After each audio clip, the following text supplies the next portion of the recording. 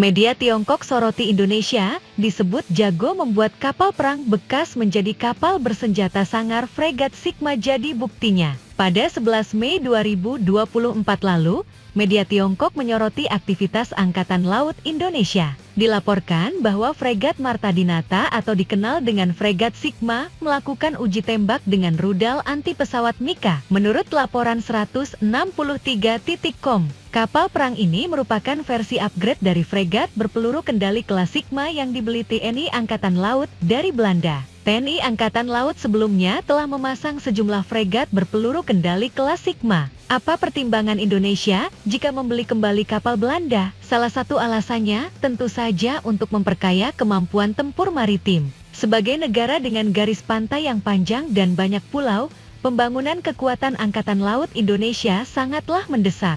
Saat ini TNI Angkatan Laut telah dilengkapi dengan lebih dari 200 kapal berbagai jenis. Namun sebagai fregat utama sebagian besar membeli kapal perang bekas dari negara lain dan sangat membutuhkan peningkatan. Fregat berpeluru kendali kelas Sigma menonjol dalam penawaran sebelumnya karena kualitasnya yang sangat baik dan reputasi yang baik. Dan versi yang ditingkatkan kemudian dibeli. Kapal ini menggunakan sistem propulsi diesel listrik komposit dan cocok untuk navigasi di berbagai kondisi laut. Berbagai senjata modern telah dipasang, termasuk meriam utama 76 mm, meriam pertahanan jarak dekat 35 mm, dua peluncur rudal anti kapal 4 kali lipat, dan sistem peluncuran vertikal rudal kapal ke udara yang terdiri dari 12 unit. Pesawat ini memiliki dek penerbangan dan hanggar tetap serta dapat membawa satu helikopter. Kapal ini dilengkapi dengan radar arai bertahap ringan yang berputar dan memiliki kemampuan peperangan elektronik tertentu. Kinerja kapal fregat berpeluru kendali kelas Sigma yang di-upgrade ini bisa dikatakan telah melampaui semua jenis kapal perang TNI Angkatan Laut. Menurut laporan News.cn,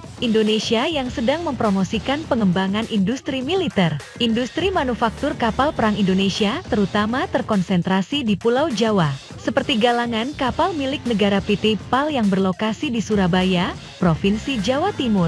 Meski memiliki kemampuan memproduksi kapal berukuran kecil dan menengah, namun kurang memiliki teknologi dan pengalaman untuk membuat kapal militer berukuran besar dan menengah. Model pengembangan TNI Angkatan Laut terutama didasarkan pada pembelian kapal perang bekas dengan memodifikasi senjata dan konfigurasi kekuatan untuk menggunakannya secara praktis di laut. Dengan kata lain, Indonesia sudah terbiasa membeli kapal perang bekas memodifikasinya sehingga mampu membawa kapal perang dengan kemampuan memadai.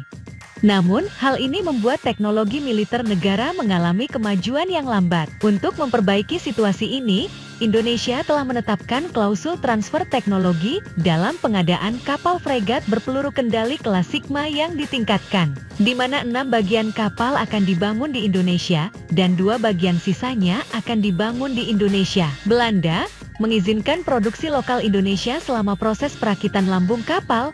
Galangan kapal dapat belajar dari pengalaman pembuatan kapal Belanda, serta mencerna serta menyerap teknologi yang relevan untuk meningkatkan kemampuan galangan kapal dalam negeri dalam membangun kapal perang berukuran sedang.